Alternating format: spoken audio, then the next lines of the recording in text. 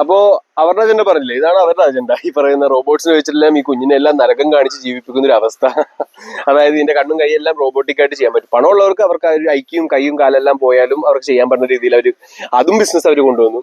പക്ഷേ എന്നെ സംബന്ധിച്ച് നോക്കുമ്പോൾ ഞാൻ പറഞ്ഞില്ലേ, എല്ലാ കുഞ്ഞുങ്ങളും എല്ലാ ജീവജാലങ്ങളും എല്ലാ സസ്യവർഗ്ഗങ്ങളും എല്ലാം സന്തോഷ സമാധാനത്തോടെ നിൽക്കണം. ഒരു പ്ലാസ്റ്റിക് പോലും വന്നിട്ട് നമുക്ക് അതിനെ നിയന്ത്രിക്കാൻ പറ്റാത്ത രീതിയിൽ നമ്മുടെ കുഞ്ഞുങ്ങളുടെ എല്ലാവരുടെ ശരീരത്തിലും പാലിലും നമ്മുടെ കടലിലും എല്ലാം പ്ലാസ്റ്റിക് വന്ന് നിറഞ്ഞു. അപ്പൊ ഈ പറയുന്ന ഇത്ര വലിയൊരു ബോംബ് വരാൻ നേരത്ത് അല്ലെ, ന്യൂക്ലിയർ ബോംബിനെക്കാട്ടും വലുതാണ് എന്ന് അതിന്റെ ഗോഡ് ഫാദർ തന്നെ പറഞ്ഞിട്ടുണ്ട്. അപ്പോൾ എല്ലാ രീതിയിലും നമ്മൾ ട്രാപ്പാവും. അപ്പോൾ എന്നെ സംബന്ധിച്ച് നോക്കുമ്പോൾ ഇത് മൊത്തത്തിൽ പൊളിക്കണം. കഴിഞ്ഞ ദിവസം എൻ്റെ ഒരു കൂട്ടുകാരൻ പറയണം, അത് നടക്കൂടെ 2 വർഷത്തിനുള്ളിൽ 100 കോടി ഫോറസ്റ്റ്. എന്നെ സംബന്ധിച്ച് നോക്കുമ്പോൾ നടക്കുമെന്നുള്ള കാര്യമല്ല, ഞാൻ നടത്താൻ വന്നിരിക്കുന്ന ആളാണ്. അത് എങ്ങനെ നടത്തും എന്നുള്ളതെല്ലാം എൻ്റെ ഈ ഹൃദയത്തിന്റെ ഉള്ളിലുണ്ട്. അപ്പൊ അതെല്ലാം ഞാൻ ചെയ്യും. കേൾക്കുമ്പോൾ അസംഭവ്യമായിട്ട് തോന്നും, പക്ഷെ അസംഭവ്യം അല്ലാത്ത കാര്യമാണ് ഞാൻ ഈ പറഞ്ഞ കാര്യങ്ങളെല്ലാം.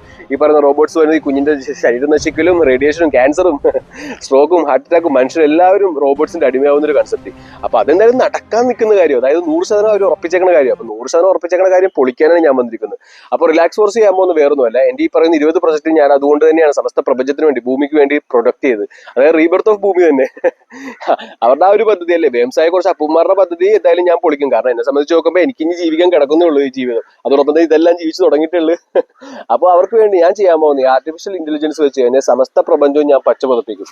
അതായത് എല്ലാവിധ കെട്ടിടങ്ങളും ഈ പറയുന്ന ഫ്ലാറ്റ് ആണെങ്കിലും ഏത് ടൗൺ ആണെങ്കിലും ഈ രീതിയിൽ എന്റെ കുറെ പ്രൊജക്ട് ഉണ്ട്. ഈ പറയുന്ന മിയാവാക്കി ഫോറസ്റ്റ് ആണെങ്കിലും ക്യാൻസർ ഫ്രൂട്ടി ഗാർഡൻ ആണെങ്കിലും ക്യാൻസർ വെജി ഗാർഡൻ ആണെങ്കിലും ഇതെല്ലാം വെച്ചിട്ട് ഞാൻ പച്ച പതിപ്പിക്കും. അപ്പൊ അതോടൊപ്പം തന്നെ ഈ പറയുന്ന എയർ പൊല്യൂഷൻ എന്നുള്ള വലിയമേ അവിടെ നിന്ന് ഇല്ലാതായി പോയിട്ടുണ്ടാവും. ഇപ്പൊ നമ്മുടെ ഇന്ത്യ എന്നുള്ള മഹാരാജ്യം തന്നെ എയർ പൊല്യൂട്ടഡ് ആണ്. അതായത് മൊത്തത്തിൽ നമ്മൾ ശ്വാസം മുട്ടി മരിച്ചുകൊണ്ടിരിക്കുക. അപ്പൊ വിഡ്ഢികൾ ഇതൊന്നും ചിന്തിക്കുന്നില്ല, വിഡ്ഢികൾക്ക് ഇതൊന്നിനെ കുറിച്ച് അറിയില്ല. അപ്പൊ അത് ഈ വിഡ്ഢികൾ കഴുകി മാറ്റിയിട്ടുണ്ടാകും. കാരണം ഈ വിഡ്ഢികൾ ഒരിക്കലും എന്റെ തലയുടെ പൊക്കത്തുകൊണ്ട് എനിക്ക് ഇരുത്താൻ പറ്റില്ല. അപ്പൊ വിഡ്ഢികളായ അപ്പന്മാരെല്ലാം കഴുകി മാറ്റിയിട്ടുണ്ടാകും. കാരണം അവർ ഇതിനെ കൊല്ലാൻ വേണ്ടി അവർ ഉപയോഗിച്ച ഒരു ഡമ്മികളാണ്. അപ്പൊ ആ ഡമ്മികളെ ഒരിക്കലും നമുക്ക് മുമ്പോട്ട് കൊണ്ടുപോകാൻ പറ്റില്ല.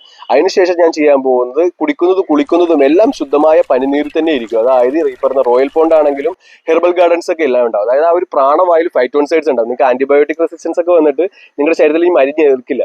അപ്പൊ നിങ്ങളുടെ ശരീരത്തിൽ ഇമ്മ്യൂണിറ്റി കൂടണം. അതോടൊപ്പം തന്നെ അസുഖം വരാത്തൊരു അവസ്ഥ ഉണ്ടാക്കണം. അപ്പൊ ആ ഒരു പ്രാണവായു ജസ്റ്റ് ശ്വസിച്ചാൽ തന്നെ ആ ഒരു നാച്ചുറൽ സെൽസ് എല്ലാം നിങ്ങളുടെ ബ്ലഡിൽ മിക്സ് ആയി ക്യാൻസർ സെൽസ് എല്ലാത്തിനെയും ഡിഫീറ്റ് ചെയ്യാൻ പറ്റും. അപ്പോൾ അതാവുമ്പോൾ അസുഖം വരില്ല. അതോടൊപ്പം തന്നെ നിങ്ങൾ കഴിക്കുന്നതും കുടിക്കുന്നതും എല്ലാം ശുദ്ധം തന്നെയായിരിക്കും. അപ്പോൾ അങ്ങനെ ആകുമ്പോൾ ആ ഒരു സ്വർഗ്ഗരാജ്യം തന്നെ കിട്ടും. അതായത് കുഞ്ഞുങ്ങളെല്ലാം വെണ്ണയും പാലും നെയ്യും ഇതെല്ലാം കഴിച്ചിരിക്കുമ്പോൾ, അതായത് ഈ പറയുന്ന നെസ്ലയുടെ ഈ പറയുന്ന മൾട്ടിനാഷണൽ ഫുഡൊന്നും ആയിരിക്കില്ല. അപ്പോൾ ഈ പറഞ്ഞ പ്ലാസ്റ്റിക് കഴിക്കലാണെങ്കിലും ഈ പറയുന്ന മൾട്ടിനാഷണൽ ഫുഡ് ആണെങ്കിലും അതെല്ലാം ഇല്ലാക്കിയിട്ട് എന്താണോ നമ്മൾ പണ്ട് കഴിച്ചു വന്നത് അത് തന്നെയായിരുന്നു ഏറ്റവും പെർഫെക്റ്റ്. അപ്പൊ അതെല്ലാം കഴിപ്പിക്കുന്നതാണ്. അതോടൊപ്പം തന്നെ വേദജ്ഞാനം നൽകുന്നതാണ്. അതായത് ഈ ശരീരവും ജീവിതവും എങ്ങനെ മുമ്പോട്ട് കൊണ്ടുപോകുന്ന വേദങ്ങളിൽ മാത്രമേ ഉള്ളൂ, ഉപനിഷത്തുകളിൽ മാത്രമേ ഉള്ളൂ. അപ്പൊ അത് ഹിന്ദു മുസ്ലിം ക്രിസ്ത്യൻസ് ഒന്നും അവിടെ ഉണ്ടാവില്ല, മനുഷ്യന് മാത്രമേ ഉണ്ടാവുള്ളൂ. അപ്പൊ അതെല്ലാം ഞാൻ ചെയ്യുന്നതാണ്. ഇതാണ് വിഷ്ണു അജണ്ട, അതായത് എന്റെ അജണ്ട. അതായിരിക്കും നടക്കാൻ പോകുന്നത്. ഭയപ്പെടേണ്ട. ഓക്കെ.